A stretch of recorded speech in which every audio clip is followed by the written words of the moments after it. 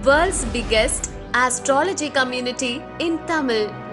Online Astro TV, வாழ்வின் வெளிச்சம். Online astro டிவியை கண்டு மகிழுங்கள். அடுத்ததாக நமக்கு விழாவிற்கு வருகை தந்துள்ள ஜோதிடர் என் அன்பு சகோதரி உயர் திருமதி கோமதி அம்மா அவர்கள் கர்ம ஜோதிடம் அப்படின்ற ஒரு தலைப்பில் ஒரு சிற்றுரையாற்றி பேச வருமாறு அன்புடன் கேட்டுக்கொள்கிறோம். தர்மசாஸ்தா ஜோதிட வித்யாலயம் 5வது ஆண்டு 5 நாட்கள் விழா நடக்குது. ரொம்ப சிறப்பாக அன்பு சகோதரன் மணிகண்டராஜும் அவர்களுடைய நிர்வாகிகளும் ரொம்ப அழகாக இந்த 5 நாள் விழாவை ரொம்ப அழகாக கொண்டு போகிறாங்க. அதுக்கு என்னுடைய மனமார்ந்த நன்றிகளையும் வாழ்த்துக்களையும் தெரிவித்துக் கொள்கிறேன். அனைவருக்கும் வணக்கம். என்னுடைய பேர் கோமதிமா, ஈரோட்டில் இருந்து. அதாவது கர்ம ஜோதிடம் பற்றி பேசுங்க அப்படின்னு சொல்லியிருக்காங்க.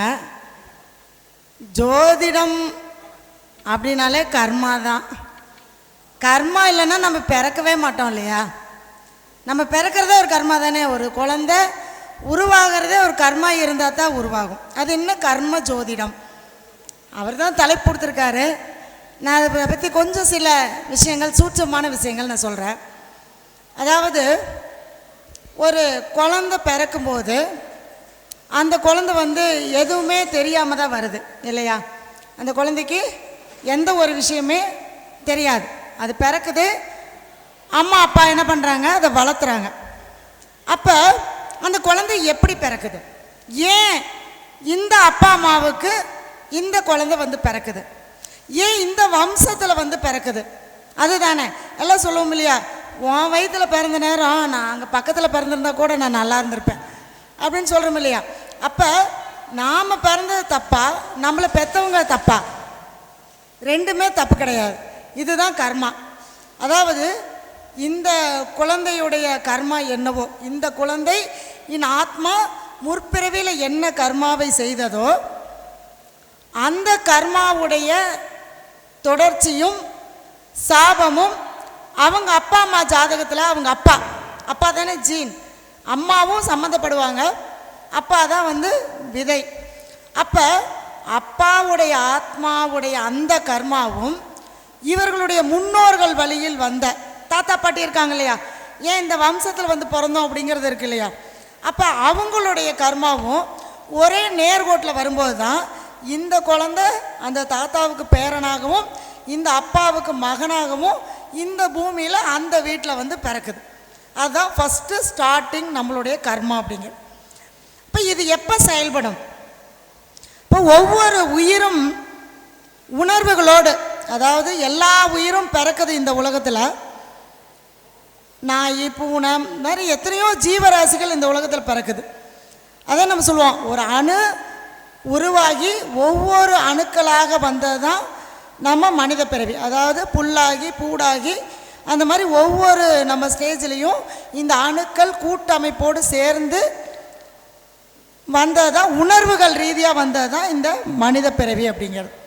அப்போ ஏன் மற்ற ஜீவராசிகளுக்கும் மனிதர்களுக்கும் ஒரு வித்தியாசம் இருக்குது அப்படின்னு பார்த்தீங்கன்னா, மற்ற ஜீவராசிகள்னால் அவங்களுடைய வாழ்க்கை அவங்க மட்டும்தான் வாழ்கிறாங்க. எப்படி?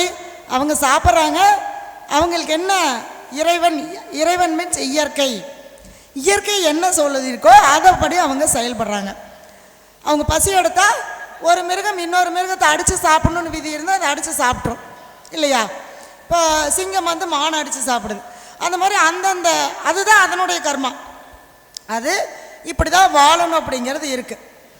ஆனால் மனிதர்களுக்கு மட்டுமே பகுத்து அறிந்து ஆராயக்கூடிய ஒரு அறிவை இறைவன் கொடுத்துருக்கார் இல்லையா? நாம் மட்டும்தான் இது சரியா தப்பா அப்படிங்கிறத பற்றி நம்ம என்ன பண்ண முடியுங்க, யோசிக்க முடியும்.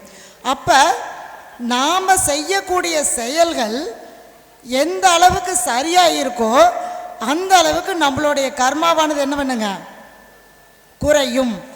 அதாவது நம்ம பிறந்து கர்மா வாங்கிட்டு வந்துட்டோம், அது எப்போ நம்மளுக்கு செயல்படும் அப்படின்னு கேட்டிங்கன்னா தசாபுத்தி வழியாக. இப்போ ஒரு பிறந்த குழந்தைக்கு ஒரு உதாரணத்துக்கு ஒரு லக்னம் சரியில்லை எல்லாம் சொல்கிறோம் இல்லையா, லக்னம் நல்லா இல்லை, ராசி நல்லா இல்லை, கிரகம் சரியில்லை, படிக்க மாட்டேங்குது, கல்யாணம் ஆக மாட்டேங்குது, குழந்தை பிறக்க மாட்டேங்குது, தொழில் நல்லா இல்லை, பணம் இல்லை, நான் எத்தனையோ வேலை பார்த்தேன் என்னால் வேலை செய்ய முடியல. இப்படி 12 பாவம் சார்ந்து கண்டிப்பாக மனுஷனுக்கு பிரச்சனை இருக்கும் இல்லையா? ஒவ்வொருத்தருக்கும் ஒவ்வொரு மாதிரியான பிரச்சனை இருக்கும். இந்த குழந்தை பிறந்து உருவாகிற நேரம், தொப்புள் கொடி வெட்டுற நேரம் டைம் வந்து சொல்லுவாங்க, 1:43 உங்கள் குழந்தை பிறந்திருக்கு. அப்போ அந்த தொப்புள் கொடி வெட்டுற நேரம் கிரக அடைவுகள், அந்தந்த கிரகங்கள் அந்த ஜாதகத்தில் எந்த இடத்துல இருக்கோ அது அந்தந்த இடத்துல இருக்குது. அப்போ பிறந்தோடனே அந்த குழந்தைக்கு வந்து சந்திரன் சரியில்லை, சூரியன் சரியில்லை அப்படின்னு சொல்ல முடியுமானா கண்டிப்பாக சொல்ல முடியாது. ஏன்னா அது எப்போ அதனுடைய கர்மாவை அனுபவிக்குதோ அப்போ தான் அதனுடைய செயல்பாடுகள் வந்து விதி வந்து அதன் மூலமாக செயல்படும்.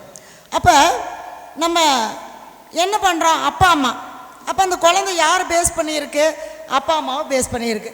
ஒரு குழந்தை உருவாகி எவ்வளோ மகிழ்ச்சியாக இருக்கும். ஒரு கல்யாணம் ஆனோன்னா ஒரு குழந்தை உருவாகுதுங்கிறப்ப 2 பேர்த்துக்குமே நான் அப்பாவாயிட்டேன், நான் அம்மாவாயிட்டேன், என்னையே இந்த சமுதாயத்தில் ஒரு மனுஷனாக வந்து அங்கீகாரம் ஆயிட்டேன் அப்படிங்கிறது இந்த குழந்தை இல்லையா? அப்போ அந்த சந்தோஷமாக இருக்காங்க அப்பா அம்மா. அவங்களே எப்படி அந்த குழந்தைக்கு ஆப்போசிட்டாக மாறிடுறாங்க.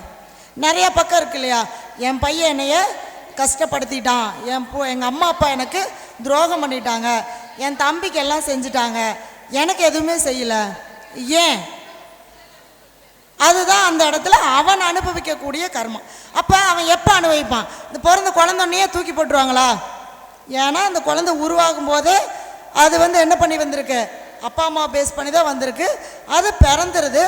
அதுக்கப்புறம் நம்ம அந்த குழந்தைய நல்லபடியாக வளர்த்துறோம், சாப்பாடு கொடுக்குறோம், பால் கொடுக்குறோம், குழந்தைக்கு தேவையானது நம்ம செய்கிறோம், அவனை படிக்க பள்ளிக்கூடம் அனுப்புகிறோம், அப்புறம் எல்லாம் முடிச்சதுக்கப்புறம் வேலைக்கு அனுப்புகிறோம், வேலைக்கு அனுப்பணுன்னு திருமணம் பண்ணுறோம். திருமணம் பண்ணினதுக்கப்புறம் அந்த குழந்தைக்கு நம்ம என்ன பண்ணுறோம், ஒரு சில இடங்களில் பிரச்சனைகள் வந்துடுது இல்லையா? அதுக்கு முன்னாடி அவன் நடத்த சரியில்லை, அது சரியில்லை, இது சரியில்லை அப்படின்னு நம்ம சொல்லும்போது என்னென்னா, அவனுடைய ஜாதகத்தில் தசாபுத்தி வழியாக அவனுடைய கர்மாவும் இங்கே அப்பாவுடைய கர்மாவும் அங்கே வேலை செய்ய ஆரம்பிக்கும். எப்படி? அப்பா வந்து மகனால் துன்பத்தை அனுபவிக்கணும்னு இருந்தால் முற்பிறவியில் அவனுக்கு அவன் பண்ண துரோகம், அதனால் இங்கே மகனாக பிறந்து இந்த இடத்துல அவங்க மூலமாக இவங்க அனுபவிக்கிறாங்க. அவ்வளோதான் விஷயங்க. வேறு நம்ம சொல்லுவோம் குழந்தை எல்லாம் வந்து இறைவன் கொடுத்த வரம், கணவன் அமைவதெல்லாம் இறைவன் கொடுத்த வரம், மனைவி அமைவதெல்லாம் இறைவன் கொடுத்த வரம். இறைவன் கொடுத்த வரம் இல்லை, நாம் செஞ்ச கர்மாவுடைய பலன் என்னவோ அதை பொறுத்து தான் நமக்கு தாய் தந்தையாக இருந்தாலும், நம்மளுடைய குழந்தைகளாக இருந்தாலும், நம்மளுடைய வாழ்க்கை துணையாக இருந்தாலும், ஏன் நம்ம பார்க்கக்கூடிய நண்பர்களாக இருந்தாலும், எப்படிங்க, நம் நல்ல கர்மா இருந்தால் தான் நல்லபடியாக நமக்கு அவங்க எல்லாமே வந்து சேருவாங்க. ஏங்க கர்மாவில் எது நல்ல கர்மா கெட்ட கர்மா? கர்மானாலே கெட்டது தானே, எப்படி அது நல்லதுன்னு சொல்கிறோம்? அதாவது நம்ம செய்யக்கூடிய செயல்கள் எல்லாம் ஒருத்தரை கஷ்டப்படுத்தாமல் அவங்கள வாழ வைக்க முடியாட்டி கூட பரவாயில்ல, அவங்களுக்கு கஷ்டப்படுத்தாமல் இருக்கிறது தான் நம்மளுக்கு அந்த கர்மா வந்து சேராது. நம்ம ஒருத்தருக்கு எண்ணம், சொல், செயல், மனதால் கூட நம்ம துன்பம் செய்யக்கூடிய அனைத்து செயல்களுமே எந்த ஒரு ஜீவராசிக்குமே அது நம்மளுக்கு என்ன ஆகுங்க, ஸ்டோரேஜ் ஆகிட்டே இருக்கும். ஒரு கர்மாவாக நம்மளுக்கு ஸ்டோரேஜ் ஆகிட்டே இருக்கும். இப்போ இந்த பிரிவில் பார்த்திங்கன்னா அம்மா மேலே ரொம்ப பாசமாக இருப்பான் அந்த பையன், அம்மா மேலே ரொம்ப உயிராக இருப்பான். ஆனால் அவனுடைய ஜாதகத்தை எடுத்து பார்த்திங்கன்னா சந்திரன் வந்து சரியில்லாமல் இருக்கும். அப்போ என்ன ஆகுனா, இவன் முற்பிறவியில் செய்த கர்மா அம்மாவை கவனிக்காம விட்டான். இந்த பிறவியில் ரொம்ப பாசமாக இருப்பான். இவங்க அம்மா என்ன பண்ணுவாங்க, இவங்கிட்ட எல்லாம் வாங்கிட்டு சின்ன பையனுக்கு எல்லாமே செஞ்சுருவாங்க. அப்போ அவன் எந்த அளவுக்கு அவங்க பெத்த தாய் தந்தையருக்கு அந்த செய்கிறானோ அதன் மூலமாக தான் இவனுடைய கர்மம் என்ன ஆகுங்க, குறையும். நான் இவ்வளோ செஞ்சேன், எங்கள் அப்பா அம்மா வந்து எனக்கு என்ன பண்ணலைங்க, என்னை பார்க்கல, எனக்கு சொத்து கொடுக்கல, என்னை ஏமாற்றிட்டாங்க, என் சின்ன பையனுக்கு கொடுத்துட்டாங்க அப்படிங்கிறதெல்லாம் என்னென்னா இதுதான். அந்த மாதிரி ஏதாவது அந்தந்த காலகட்டம் வரும்போது தசாபுத்தி வழியாக இப்போ அவனுக்கு ஒரு தசை நடந்தது அப்படின்னா சந்திரன் சம்மந்தப்பட்டால் அவங்க அம்மா எப்போ பார்த்தாலும் அவனை திட்டிக்கிட்டே இருப்பாங்க, எதிரியாகவே பார்ப்பாங்க. இவன் என்னதான் நல்லது பண்ணாலும் எதிரியாக பார்ப்பாங்க. அப்போ அந்த மாதிரி ஒவ்வொருத்தருடைய அந்த முற்பிறவி கர்மாவையும் நமக்கு சொல்லக்கூடியது என்ன அப்படின்னா, நம்மளுடைய ஜாதகத்தில் நிறைய கிரகங்கள் இருக்குது இல்லையா? இப்போ அந்த கிரகங்கள் வழியாக தான் நம்ம செயல்படுறோம். 9 கிரகம் இருக்கு இல்லையா? 9 கிரகம் நம்மளுடைய ஜாதகத்தில் செயல்பட்டுட்டு தானே இருக்குது. ஒவ்வொன்றும் ஒவ்வொரு உறவாக. எப்படி? சூரியன்னா அப்பா, சந்திரன்னா அம்மா, செவ்வாய்னா சகோதரன். பெண்களுடைய ஜாதகத்தில் செவ்வாயை குறிக்கக்கூடிய கிரகம் கணவன் இல்லைங்களா? புதன்னா தாய் மாமன் உறவு, உறவுகள் எல்லாமே புதன். குருனா நமக்கு குழந்தைங்க, நமக்கு முன்னோர்கள், நம்ம மூத்த தலைமுறையும் குரு தான், நமக்கு வரக்கூடிய அடுத்த தலைமுறையும் குரு தான். சுக்கிரன்னா மனைவி, அத்தை, சகோதரிகள், பெண்களாக இருந்தாலும் சரி ஆண்களாக இருந்தாலும் சரி. ஆண்களாக இருந்து சுக்கிரன்னா மனைவியை குறிக்கக்கூடிய ஒரு கிரகம். சனின்னா என்ன? சித்தப்பா பெரியப்பா பசங்க, அவங்க பசங்க பங்காளி சொல்கிறாங்க இல்லையா, பங்காளிகள் அப்படின்னு சொல்லிட்டு அந்த உறவுகளை குறிக்கக்கூடிய கிரகம் சனி பகவான். ராகு அப்படின்னா தாத்தா, அம்மாவளி அப்பாவளி எல்லாமே சொல்லக்கூடிய ராகு. கேது வந்து பாட்டி. இப்போ 9 கிரகமும் 9 உறவாக நம்மளோட இதில் செயல்படுதா இல்லையா? நம்ம என்ன பண்ணிட்டோம், உறவுகளை எல்லாம் விட்டுட்டு கிரகங்களை பிடிச்சிக்கிட்டு இருக்கோம். அதுதான் உண்மை. இன்றைக்கி அந்த காலத்தில் 9 உறவுகளும் நம்மளோட இருந்தாங்க இல்லையா? தாத்தா பாட்டி இருப்பாங்க, அப்பா அம்மா, சித்தப்பா பெரியப்பா, அத்தை மாமா, அப்படி சகோதர சகோதரி, அப்படி ஒரு கூட்டு குடும்பமாக வாழ்ந்தாங்க. இன்றைக்கி அந்த கூட்டு குடும்பம் இல்லாமல் தனியாக நான் சம்பாதிக்கேன், நான் செலவு பண்ணுறேன், நான் ஜாலியாக இருக்கேன், என்னை யாரும் கேள்வி கேட்கக்கூடாது அப்படின்னு சொல்லக்கூடிய அந்த தனிமைத்துவம் வந்ததுக்கு அப்புறம்தான் சமுதாயத்தில் நிறைய பிரச்சனைங்க. என்னென்ன பிரச்சனை? கல்யாணம் ஆகலைன்னு பிரச்சனை, கல்யாணம் ஆகிற வரைக்கும், கல்யாணம் ஆனதுக்கப்புறம் கல்யாணம் ஏண்டா ஆச்சேன்னு கவலை இல்லையா? கல்யாணம் பண்ணுற வரைக்கும் மேட்ரிமோனியாக பார்த்து கல்யாணம் பண்ணி வச்சுட்டு கடைசியில் அப்புறம் கோர்ட்டாக டிரைவர்ஸ்க்கு போக வேண்டியது. ஏன்னா இன்றைக்கி அந்த புரிதல்களும் இல்லை. நம்ம சகோதரி மீனாட்சி அம்மா சொன்ன மாதிரி விட்டு கொடுத்து போகக்கூடிய அந்த மனப்பான்மையும் யாருக்கிட்டையும் இல்லை. ஏன்னா அந்த இடத்துல உறவுகள் இல்லை நமக்கு. அப்போ உறவுகளை எல்லாம் நம்ம பகைச்சிக்கிட்டு, எனக்கு அப்பா சொத்து கொடுக்கல, அம்மா சொத்து கொடுக்கல, பங்காளிங்க சொத்து கொடுக்கல, எனக்கு அத்தை மாமா செய்யலைன்னு சொல்லிட்டு இவங்களையெல்லாம் பகைச்சிக்கிட்டு நம்ம போய் கல்யாணம் நடக்கலைன்னு சுக்கரனுக்கு பரிகாரம் பண்ணுறதும், 7ல் சனி இருக்குது போய் பரிகாரம் பண்ணுறதும் என்ன பிரயோஜனம்? எந்த பிரயோஜனமும் இல்லை. என்ன பரிகாரம் பண்ணாலும் முதல் குரு யாருங்க? அம்மா அப்பா, மாதா பிதா குரு தெய்வம். அந்த தெய்வத்தை காட்டுறவங்க யார்? முதல்ல அம்மா தான். அம்மா தான் முதல் குரு. எல்லாருக்கும் என்ன சொல்லுவாங்க? அம்மா தான் சொல்லி கொடுப்பாங்க இல்லையா? அம்மா சொல்லு சொல்லு அப்படின்னு அம்மா தான் சொல்லி கொடுப்பாங்க. அப்போ அம்மா தான் வாழ்க்கையில் முதல் குரு. அப்போ யார் ஒருத்தர் ஜாதகத்தில் சந்திரன் நல்லா இருந்தாலும் சரி, 4ஆம் பாவம் நல்லா இருந்தாலும் சரி, கெட்டு போனாலும் சரி, தாயை மதிக்கிறார்களோ அவர்களுக்கு சந்திரனும் 4ஆம் பாவமும் கண்டிப்பாக வேலை செய்யுங்க. அம்மா வந்து நம்மளை கவனிக்காட்டி கூட பரவாயில்ல, அம்மாவை என்ன பண்ணோம், அம்மாவுக்கு தேவையானதை நம்ம செய்யணும். அவங்கள வந்து அந்த அவங்கக்கிட்ட இருந்து அந்த சாபத்தை வாங்கக்கூடாது. அம்மா சாபம் கொடுப்பாங்களா? கொடுக்க மாட்டாங்க. எப்படி சாபமாக மாறுது அப்படின்னு கேட்டிங்கன்னா, இந்த கிரகங்கள்லாம் இருக்கு இல்லையா, எல்லாரும் சொல்லுவான் கிரகங்கள் வக்ரமாகுது, நீசமாகுது, அதனால் இவனுக்கு வந்து இது நடக்க மாட்டேங்குதுன்னு சொல்கிறோம். எப்படி அந்த கிரகங்கள் நீசமாகுது? ஏன் அந்த கிரகங்கள் வக்ரமாகுது? நாம் முற்பிறவியில் அந்த உறவுகளுக்கு செய்த கர்மா இந்த பிறவியில் நம்மளுக்கு என்ன ஆகுதுங்க, அது வக்ரமாகவோ நீசமாகவோ நமக்கு அந்த பலனை வந்து என்ன பண்ணுது, அப்படியே ஆப்போசிட்டாக கொடுக்குது. அப்போ ஒரு கிரகம் நீசமாயிருச்சுன்னா அதுக்கு பலனே தராதுன்னா அப்படியெல்லாம் கிடையாது. இப்போ சந்திரன் நீசமாயிட்டாரு, அம்மா தானே குழந்தை பெற்றுக்கிறாங்க, அப்போ அங்கே சந்திரன் வேலை செய்கிறாரு இல்லையா? வேலை செய்கிறாரா இல்லையா? அப்போ எப்படி சந்திரன் நீசமாயிருச்சுன்னு நம்ம சொல்லலாம்? அந்த தாயினால் கிடைக்கக்கூடிய சந்தோஷங்களை இவன் மனசை கேட்கும்போது கிடைக்காது. அவ்வளோதான் விஷயம். சந்திரன் நீசமாக இருந்தால் இவன் அனுபவிக்க கேட்கும்போது கிடைக்காது. அம்மா வந்து என்னை தூக்கிக்கணும்னு ஆசைப்படும் போது அம்மா தூக்கிக்க மாட்டாங்க, அம்மா வேலைக்கு போயிடுவாங்க. அதுதானே நடக்குது.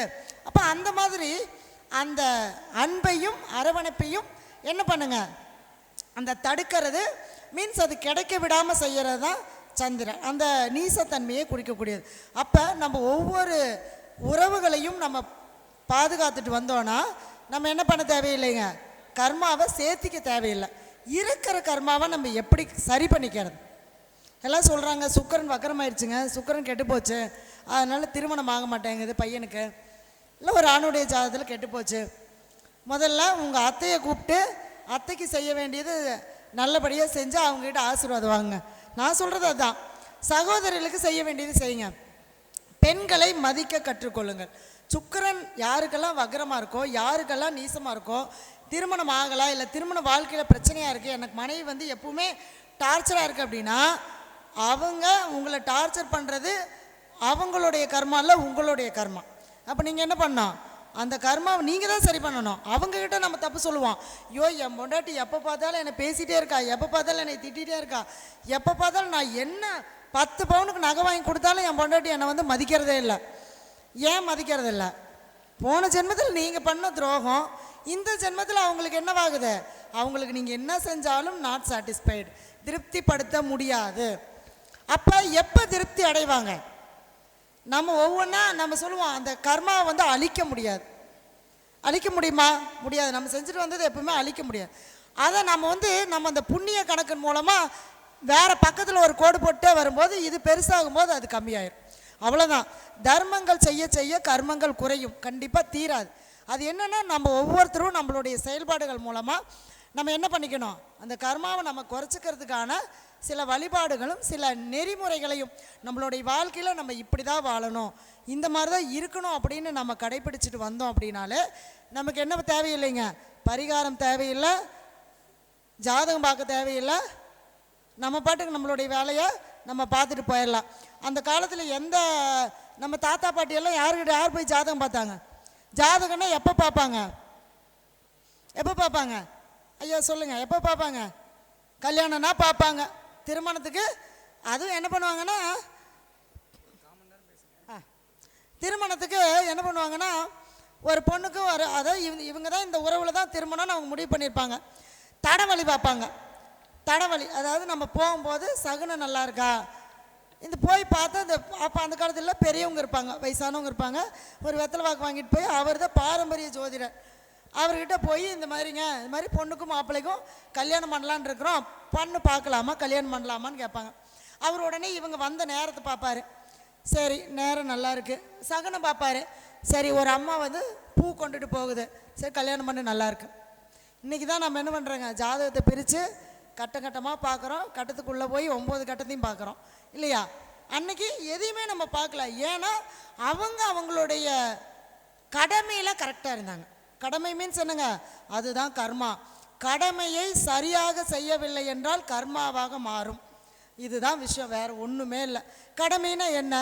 பெத்த தாய் தகப்பனுக்கு நம்ம செய்கிறது, குழந்தைங்களுக்கு மனைவிக்கு நம்ம செய்கிறது, கணவன்களுக்கு செய்கிறது, சகோதர உறவுகளுக்கு செய்கிறது, இப்படி நம்ம ஒவ்வொருத்தருடைய உறவுகளையும் நம்ம பாதுகாத்துட்டு வந்தோம்னாலே நமக்கு என்ன ஆகாதுங்க, அந்த கர்மா அப்படிங்கிறது நமக்கு வேலை செய்யாது. வேலை செய்யாது மீன்ஸ் குறைய ஆரம்பிக்கும் இல்லையா? அப்போ நம்ம ஒரு பிறவி எடுத்துட்டோம், இதில் நம்ம இதைத்தான் அனுபவிக்க பிறந்தோன்னு தெரிஞ்சுக்கிறது தான் ஜோதிடம். தெரிஞ்சுக்கிறது தான் ஜோதிடம். நிறைய சொல்கிறோம் இல்லையா?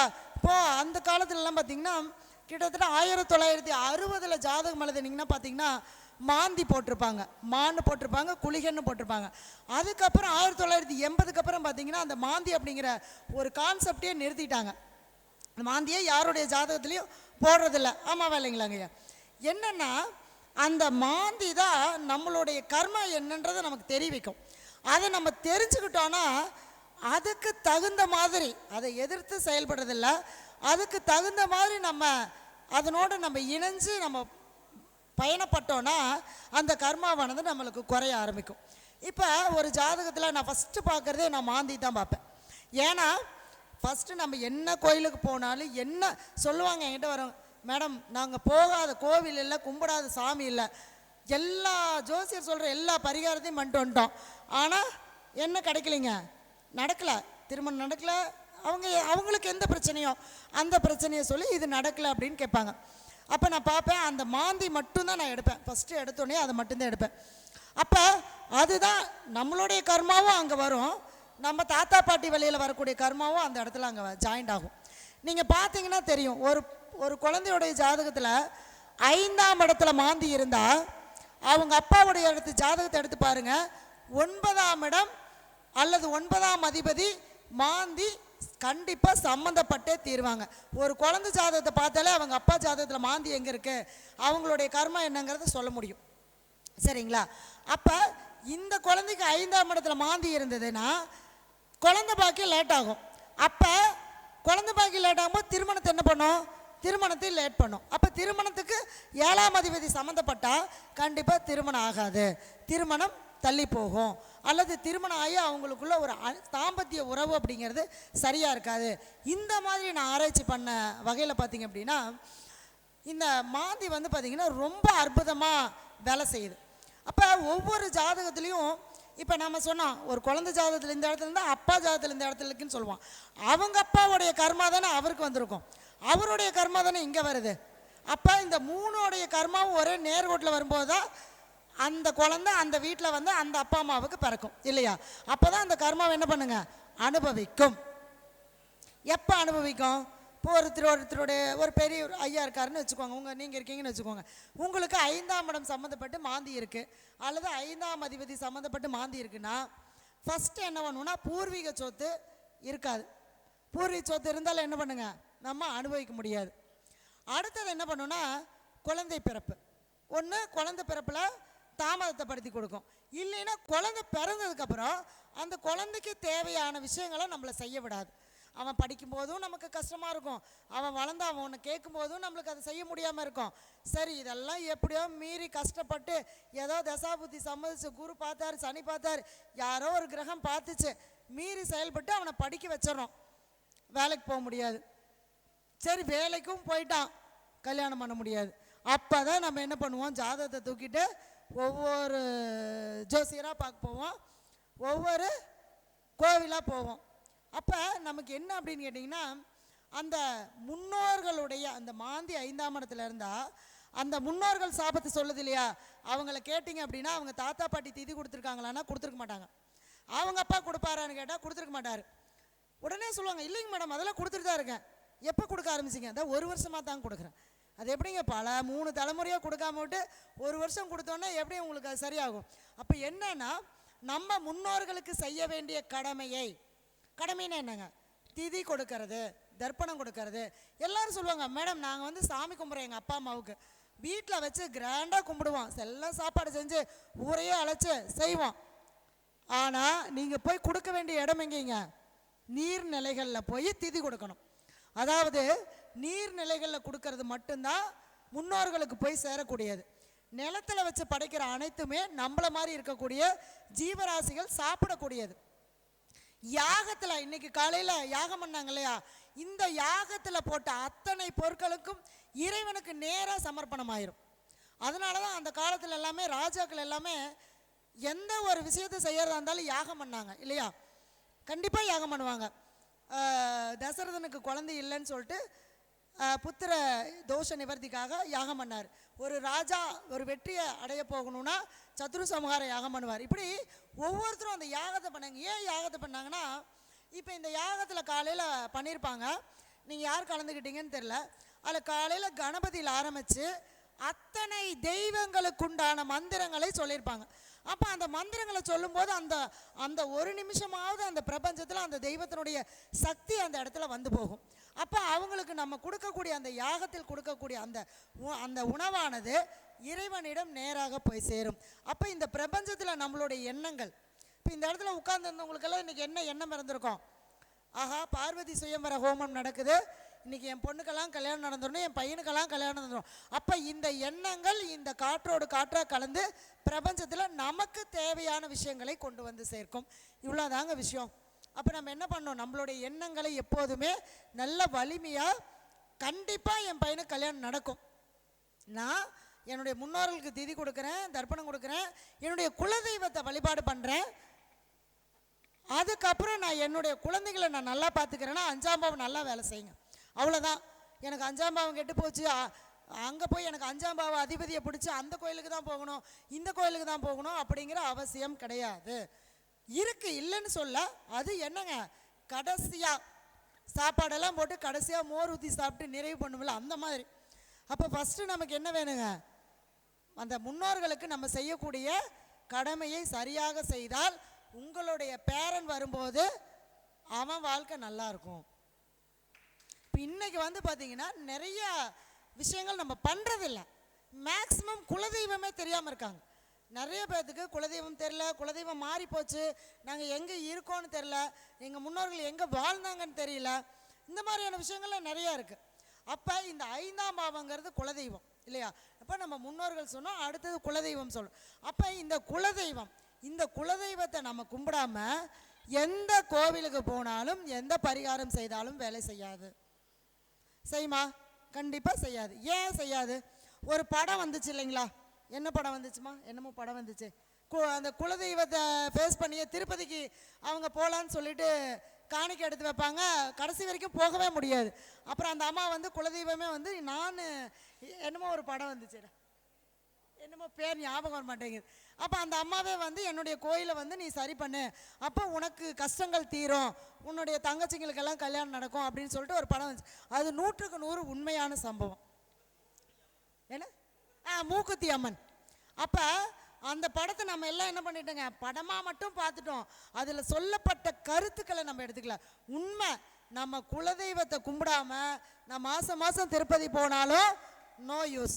மாதம் மாதம் உங்கள் முன்னோர்களுக்கு தர்ப்பணம் கொடுக்காம நான் மாதம் மாதம் காசிக்கு போகிறேனாலும் நோ யூஸ்.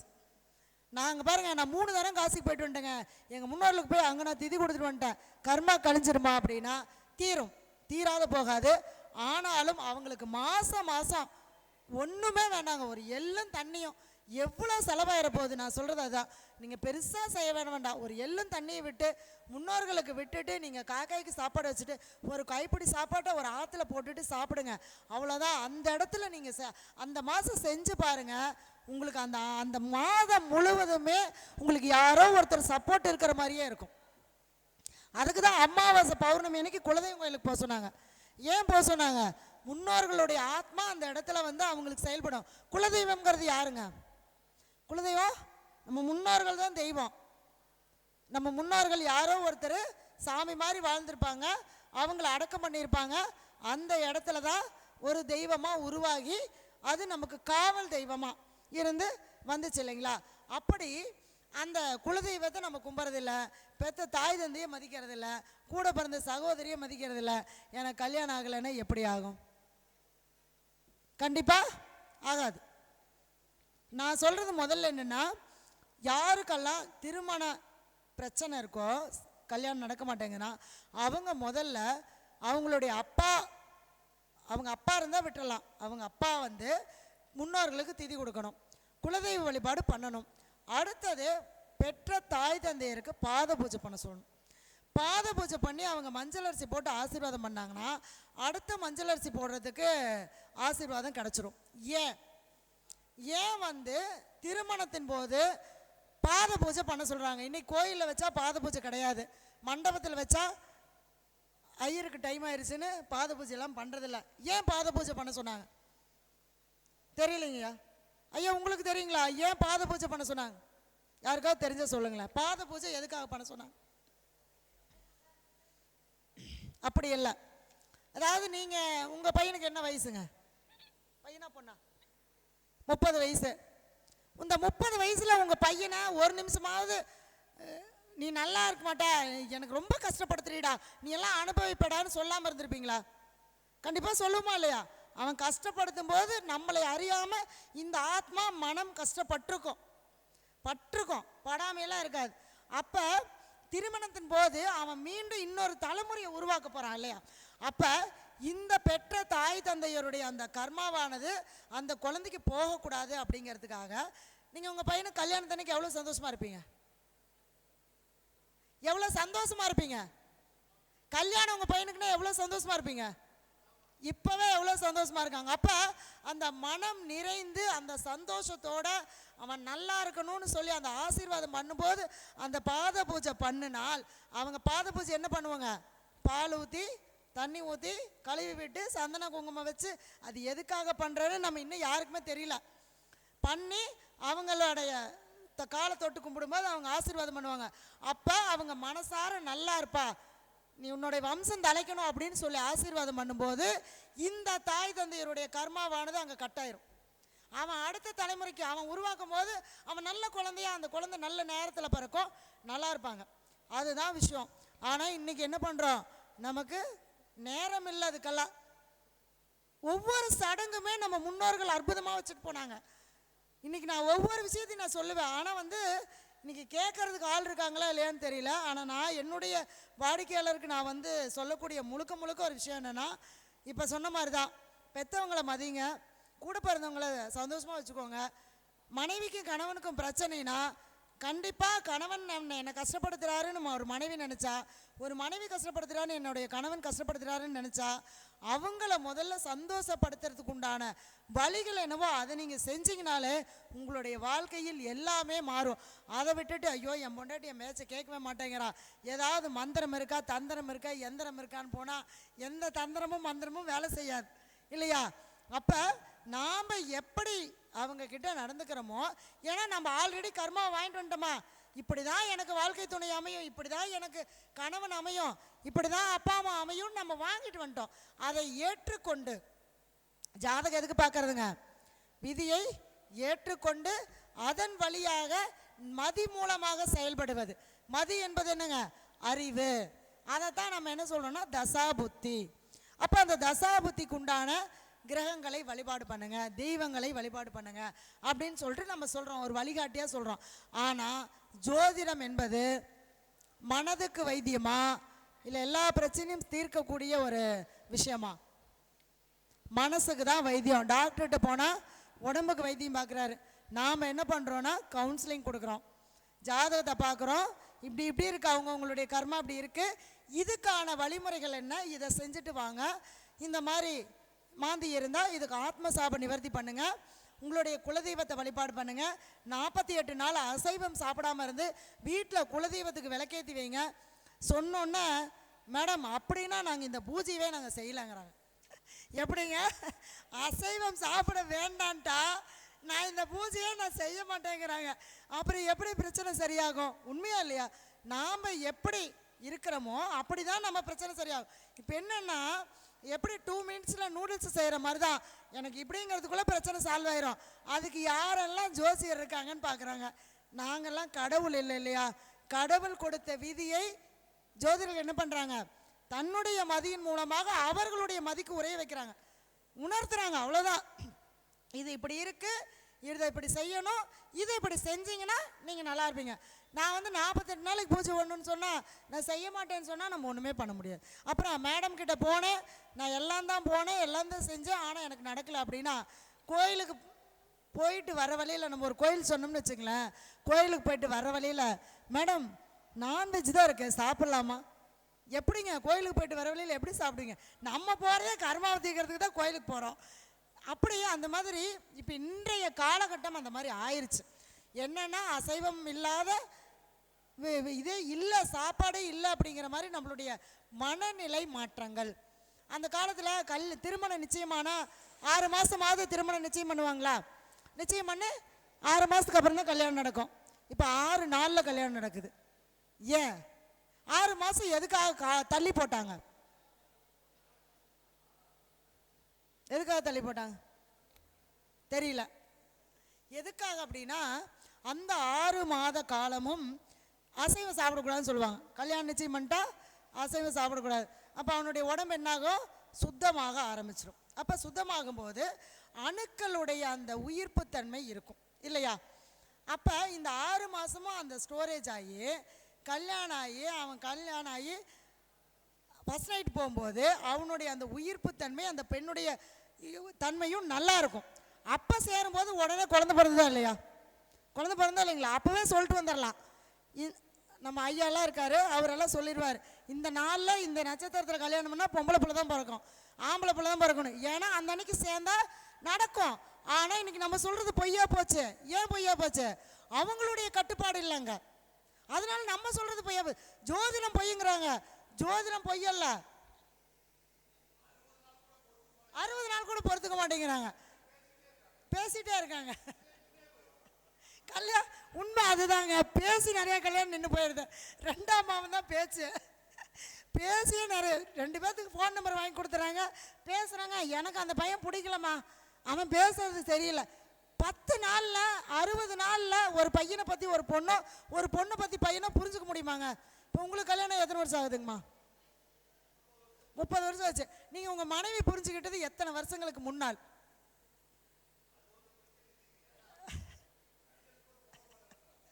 அதனால பிரச்சனை இல்லைங்கிறார் ஐயா. இன்னைக்கு படிப்பறிவு இல்லை, அதனால கவலை இல்லைங்கிறார். இன்னைக்கு இப்போதான் பிரச்சனை. படிப்பு இருக்கிறதுனால என்னென்னா எனக்கு எல்லாமே தெரியும் அப்படிங்கிற அந்த ஒரு தன்னம்பிக்கை கூட. பெண்களை படிக்கிறதுக்கு நம்ம பெண்ணாக இருந்துட்டு இதை சொல்ல தான் கூடாது, இருந்தாலும் சொல்கிறேன்.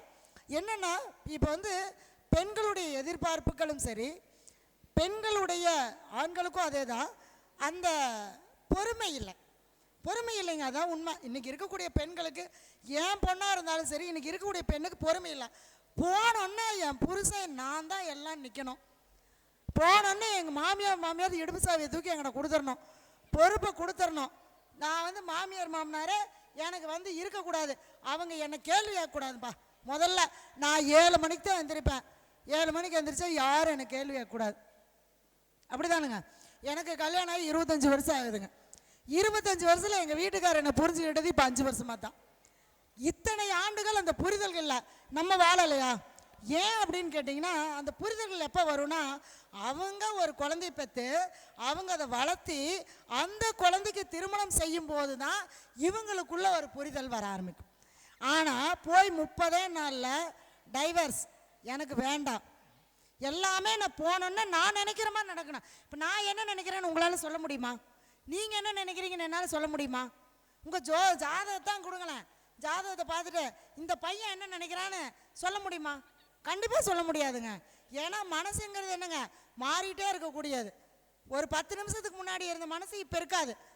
அப்படிங்கிறப்ப எப்படி நம்ம ஜாதகத்தில் சொல்ல முடியும், இந்த பையன் இப்படி தான் இருப்பான், இந்த பொண்ணு இப்படி தான் இருப்பான்? மேடம் நீங்கள் சொன்னீங்களே நாங்கள் கல்யாணம் பண்ணோம், 10 பொருத்தம் அற்புதமாக இருக்குது, நீங்கள் கல்யாணம் பண்ணோம் டைவர்ஸ் ஆகுது. ஏன்? ஜோதிடம் பொய்யல்ல. அவர்களுடைய வாழ்க்கை முறையும் அவர்களுடைய கட்டுப்பாடு இல்லாத ஒரு தன்மையும் ஒரு பொறுமைகள் இல்லாத ஒரு தன்மையும் தான் இன்றைக்கி சமுதாயத்தில் திருமணத்தை சீர்குலைக்க வைக்குது. ரொம்ப கொடுமையாக இருக்குதுங்க. மீனாட்சி கொஞ்சம் தண்ணி. ஓகே, ஒரு நிமிஷம்.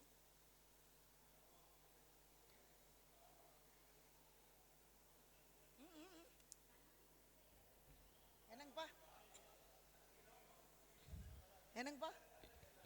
அதாவது அப்படி ஒவ்வொரு விஷயமும் நம்ம தொழிலும் அப்படிதான். நம்ம தொழில் பண்ணாலும் அப்படி தான். எல்லாரும் ஜாதகத்தில் 10ஆம் பாவம் நல்லா இருக்கு, இந்த தசை நல்லா இருக்குது, சூப்பராக இருக்குது, தொழில் பண்ணுன்னு சொல்லிடுறோமா இல்லைங்களா? அவங்களும் போய் தொழிலை பண்ணிடுறாங்க. ஒரு 4 ஒரு வருஷம் கூட அவங்களால பொறுமையாக இருக்க முடியல. அப்போ அந்த தொழிலை நடத்த முடியலன்னு மூடிட்டு அடுத்த தொழிலுக்கு போயிடுறாங்க. இன்றைக்கி அப்படி தானே இருக்குது காலங்கள். ஆனால் அப்படி இல்லை. அந்த தொழிலில் முதல்ல நம்மளுடைய அனுபவம் வர்றதுக்கே 1 வருஷம் ஆகும். அந்த அனுபவத்தை நாம் தெரிஞ்சு அந்த தொழிலை நாம் நல்ல சிறப்பாக செய்கிறதுக்கு இன்னொரு வருஷம் ஆகும். அப்போ இந்த 2 வருஷம் பொறுமையாக இருக்கணும். நாம் என்ன பண்ணுறது, 2 நாள் பொறுமையாக இருக்க முடியறதில்ல. ஹோட்டல் தொழில் ஆரம்பித்தா அப்படியே கல்லை நிறைஞ்சிடணும். நாம் ஒரு கன்ஸ்ட்ரக்ஷன் ஒர்க் பார்த்தா எனக்கு 4 பில்டிங் ஒட்டுக்காக சேர்ந்துடணும். அப்படின்னா எப்படி? இன்றைக்கி இப்போ தான் படித்து முடிச்சிருக்கோம், இப்போ தான் வேலைக்கு போகிறோம். அந்த ஆண்களுக்குமே அந்த பொறுமை இல்லை, அந்த பசங்களுக்குமே பொறுமை இல்லை. இப்போ அதாவது என்னென்னா, அந்த காலத்துல எல்லாம் மாதம் 1000 ரூபா சம்பாரிச்சவங்களும் இருக்காங்க, மாதம் 5000 ரூபா சம்பாரிச்சவங்களும் இருக்காங்க. இன்றைக்கி பையனும் நினைக்கிறான் நான் 1 லட்ச ரூபா சம்பாதிக்கணும்னு, பொண்ணும் நினைக்க 1 லட்ச ரூபா வேணும்னு. இங்கே அதுதான் பிரச்சனை இல்லைங்களா? அப்போ அந்த சம்பாதிக்கிறது பிரச்சனை கிடையாது. அந்த சம்பாதிக்கக்கூடிய பணத்தை முதல்ல அவங்களுக்கு எப்படி பயன்படுத்துறது, எப்படி அதை சரியான முறையில் நமக்கு தெரிய வைக்கிறது அப்படிங்கிறது நமக்கு தெரியல. இதையெல்லாம் நம்ம என்ன பண்ணணும்னா, ஃபஸ்ட்டு நம்ம அனலைஸ் பண்ணிக்கணும். நம்மளுடைய வாழ்க்கையில் நம்ம அனுபவத்துக்கு போயிட்டோம். இப்போ நம்மளுடைய வாழ்க்கையில் ஒவ்வொரு விஷயங்களும் ஏன் நடக்குது, அது நம்மளுடைய சொல் செயல் எண்ணங்கள் மூலமாக இதை நம்ம சரி பண்ண முடியுமா அப்படிங்கிறத முதல்ல நாம் தயாராகிட்டு தான் அடுத்த திருமணத்துக்கு நம்ம முதல்ல தயாராக முடியும். இல்லைங்களா? அப்போ அதனால் என்னமோ எனக்கு 25 வயசு ஆயிடுச்சு, கல்யாணம் பொண்ணே அமைய மாட்டேங்குதுன்னு சொல்லிட்டு ஜாதகத்தை கொண்டு போட்டாங்க, கல்யாணம் பண்ணி வச்சுட்டாங்க அப்படின்னா அந்த பையனுக்கும் மெச்சூரிட்டி இருக்காது, அந்த பொண்ணுக்கும் மெச்சூரிட்டி இருக்காது. அப்போ அந்த மெச்சூரிட்டி இல்லாத போது என்ன ஆகுனா, திருமணம் என்னதான் 10 பொருத்தம் பார்த்து தசாபுத்தி பார்த்து கிரகங்கள் அப்படியே இப்படி சேர்ந்தே இருந்தாலும் என்ன ஆயிடுதுங்க, பிரிஞ்சு போயிடுறாங்க. அப்போ நம்ம ஜாதகத்தோடு நம்மளுடைய வாழ்க்கையையும் நம்ம சரி பண்ணி போய்கிட்டால் மட்டும்தான் நம்ம என்ன பண்ண முடியும், ஒவ்வொரு விஷயத்திலையும் நம்ம ஜெயிக்க முடியும். அப்போ நம்மளுடைய கர்மாவை நம்ம என்ன பண்ணுங்க, ஒவ்வொரு விஷயத்துலையும் நம்ம ஐயா சொல்வார், எல்லா ஒரு விஷயத்துக்குமே காரணம் என்ன அப்படின்னு கேட்டிங்கன்னா ஆசை தான். ஆசை தானே, அது ஐயா வேறு விதமாக சொல்லுவார், நான் ஆசைன்னு சொல்லிடுறேன். என்னென்னா அந்த ஆசை, அந்த மோகம் அப்படின்னு சொல்லக்கூடிய விஷயம். அப்போ அந்த ஆசைகள் ஒவ்வொன்றும் சரியான முறையில் இருந்தால் அது சரியான கர்மாவாக மாறும், தவறான முறையில் இருந்தால் அது தவறான கர்மாவாக தான் நமக்கு மாறும். என்னதான் நமக்கு ஜாதகத்தில் கிரகங்கள் பாதிக்கப்பட்டிருந்தாலும் கெட்டு போயிருந்தாலும், இப்போ சொல்கிற மாதிரி இயக்கவே முடியாட்டி முடங்கியே போயிருந்தாலும் கூட நம்மளுடைய ஒழுக்கம், நேர்மை, கண்டிப்பு, நம்மளுடைய வாழ்க்கை பயணம் இதெல்லாம் நமக்கு சரியாக இருந்தால் ஒரு 10% நம்ம கொண்டு போயிடலாம் இல்லைங்களா? 10% கொண்டு போயிடலாம். அப்புறம் மீதி அதுவும் ஆட்டோமேட்டிக்காக நமக்கு சில விஷயங்கள் மூலமாக நம்ம சரி பண்ணிக்கலாம். அப்போ நம்ம பரிகாரமும் இல்லை, பரிகாரம் கிடையாது இல்லை அப்படின்றது அது உண்மைதான். பரிகாரம் இருக்குங்கிறது உண்மைதான். நான் அதான் 2 விஷயத்தை சொல்வேன். என்னென்னா, நம்ம முதல்ல அவங்களுக்கு மனசுக்கு வைத்தியம் பார்த்து அவங்கள நம்பிக்கையை முதல்ல ஊட்டி அந்த நம்பிக்கையத்து மூலமாக நம்ம செய்ய வைக்கக்கூடிய செயல்கள் அவங்களுக்கு சக்ஸஸ் கொடுக்குதுங்க. அதுதான் என் அம்மா சொன்னாங்க. இப்போ மீனாட்சி அம்மா இன்றைக்கி சூப்பராக ஒரு பரிகாரம் சொன்னாங்க. அதாவது திருமணம் ஆகாதவங்களுக்கு நான் கவனிச்சுட்டு தான் இருந்தேன். அதாவது இந்த மாதிரி பண்ணுங்க அப்படின்னு சொல்லிட்டு அவங்க சொன்னாங்கன்னு போய் நீங்கள் பண்ணக்கூடாது, அதை உணர்ந்து செய்ய வேண்டும். நான் இப்போ ஒரு பொண்ணை அலங்காரம் பண்ணேன்னா என்னை பொண்ணாவே மாற்றிக்கணும், பையனை அலங்காரம் பண்ணால் பையனாகவே மாற்றிக்கணும். அப்போ அந்த மாதிரி அதை தன்னுடைய அந்த உணர்வில் கலந்து அவங்க போய் செய்யக்கூடிய ஒரு சின்ன விளக்கேற்றினா கூட அது நிவர்த்தி ஆகும். அந்த மாதிரி ஒவ்வொன்றையும் நம்ம உணர்ந்து செய்யும்போது நம்மளுடைய பரிகாரங்கள் எல்லாமே சரியாக, அதாவது நிவர்த்தி கிடைக்கும். ஐயோ இந்த ஜோசியர் சொன்னாங்க, நான் போய் இந்த கோயிலில் 50 விளக்கு போட்டேன், நடக்கலாம், நீ அடுத்த ஜோசியரை மாற்று, இன்னொரு ஜோசியரை பாரு, அவர் என்ன சொல்கிறாருன்னு கேளு அப்படின்னு சொல்லிட்டு நம்ம என்ன பண்ணிடுறோங்க, நமக்கு பொறுமை இல்லைங்க. எங்கள் கோவிலில் போய் விளக்கு போட சொல்கிறாரு ஐயா அப்படின்னா, விளக்கு போட்டு வெளியில் வந்தோன்னே ஃபோனை போட்டு, ஐயா நான் கோயிலில் போய் விளக்கு போட்டேங்க, எனக்கு பிரச்சனை சரியாக இருமா, வீட்டுக்கு வந்தோன்னே எனக்கு 10 லட்ச ரூபா பணம் வந்துடுமா, எப்படி வரும்? நீ 10 லட்ச ரூபா கடன் வாங்கில ஜோசியரை கேட்டு வாங்கினீங்களா? ஏதாவது சாமிகிட்ட போய், சாமி இந்த மாதிரி நான் 10 லட்ச ரூபா கடன் வாங்கலான் இருக்கிறேன், வாங்கலாமான்னு கேட்டோமா? யார்கிட்டையும் கேட்கறது இல்லை. வாங்கிட்டு எனக்கு கடன் ஆயிடுச்சு, என் ஜாதகத்தில் 6ஆம் பாவம் கெட்டு போச்சு, தயவு செஞ்சு கோயிலில் சொல்லுங்கள், நான் போய் பரிகாரம் பண்ணுறேன்னு போய் பரிகாரம் பண்ணிட்டு வெளியில் வந்தது என் கடன் தீருமானா எப்படி கடன் தீரும்? தீராது இல்லையா? அப்போ அதுக்கான பொறுமை வேணும். நீங்கள் எந்த ஒரு விஷயத்தை செஞ்சாலும் அதுக்கான பொறுமை இருந்தால் மட்டும்தான் நம்ம அந்த காரியத்தில் ஜெயிக்க முடியும். அப்போ நம்ம ஒரு கோயிலுக்கு போய் ஒரு பரிகாரம் பண்ணாலும் அதுக்கான பொறுமை, கால அவகாசம் எடுக்கும் எதுவுமே. அப்போ தான் நம்ம அந்த கோச்சார கிரகங்கள் நமக்கு சப்போர்ட் பண்ணும். அப்போ குரு பார்வை இருக்குது, குரு அந்த இடத்த பார்க்குறாரு அப்படின்னா அப்போ என்ன ஆகுன்னா, இப்போ ஒரு கடன் பிரச்சனைன்னு வராங்க அப்படின்னா குரு பார்க்குறாருன்னா இந்த வருஷம் எந்த கடன்காரனும் போய் அவனை கேட்க மாட்டான், டே அப்பா சாமி அடுத்த வருஷம் தரேன், அடுத்த மாதம் தரேன்னா சரின்ட்டு போயிடுவான். இதே நமக்கு சரியில்லைன்னு வச்சுங்க, அதெல்லாம் முடியாது, நீ பணத்தை வச்சுட்டு எந்திரிச்சு வெளியே போ அப்படிம்பாங்க.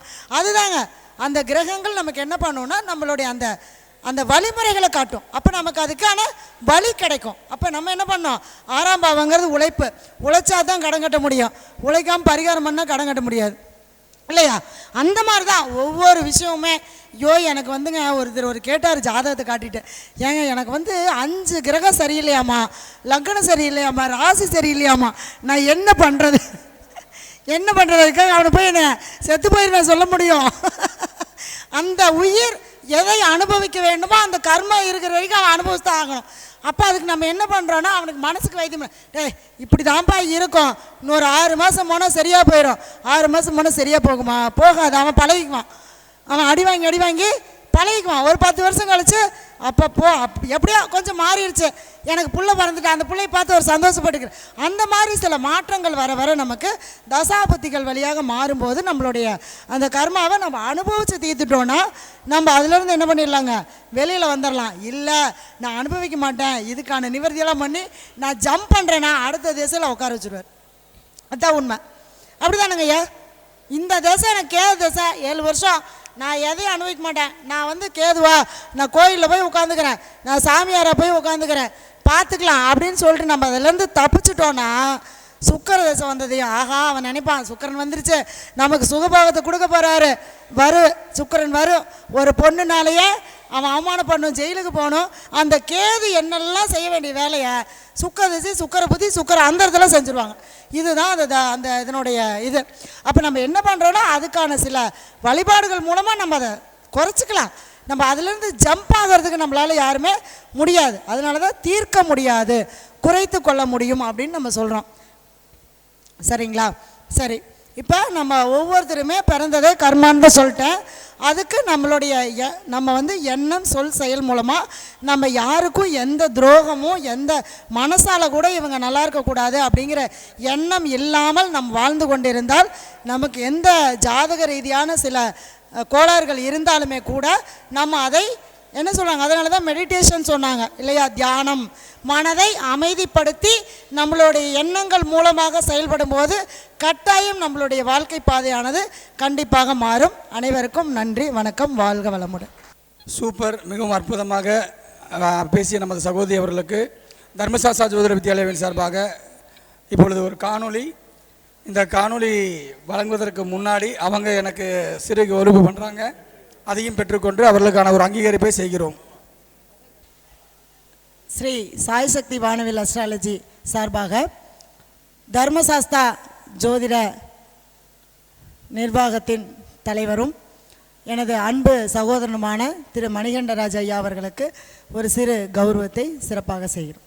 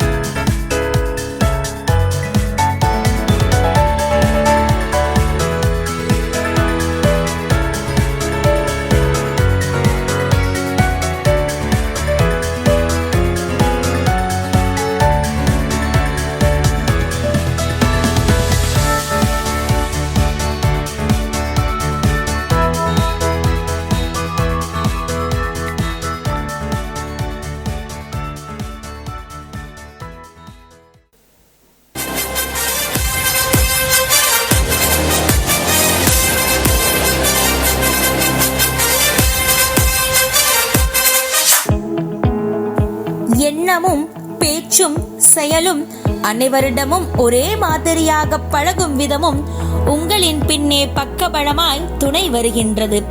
தாயுள்ளம் கொண்ட மூகாம்பிகை, அருள் கொண்ட நவதுர்க்கையே, ஜோதிடம் கண்ட விசாலாட்சியே, மென்மை மலர் கொண்டு தொடுத்து வைத்தார் போல் சொல்லும் மல்லிகை மலர் மனம் போல் நினைத்தால் வசந்தம் தரும் குணம், தென்றலின் இதம் தரும் இன்சொல், மகாலட்சுமி கடாட்சம் கொண்ட நின் உருவம், அரங்கம் வந்தாலே அம்பிகை வந்தது போல் மெய்யுணர்வு கண்டோம். அன்னையின் ஸ்பரிசம் கொண்ட கலைவாணியே, ஜோதிடத்துறையின் வெண்முத்தே, மேகம் கொண்ட வானின் வளர்பிறை மதியே, சமநிலை கொண்டதால் தான் இந்த விஸ்வரூப உயர்நிலை கண்டீர்கள் தெல்லமுதே. திருமதி கோமதி அம்மா அவர்களை சிறப்பு விருந்தினராக வரவேற்பதில் பெருமிதம் கொள்கிறது தர்மசாஸ்தா ஜோதிட வித்யாலயா.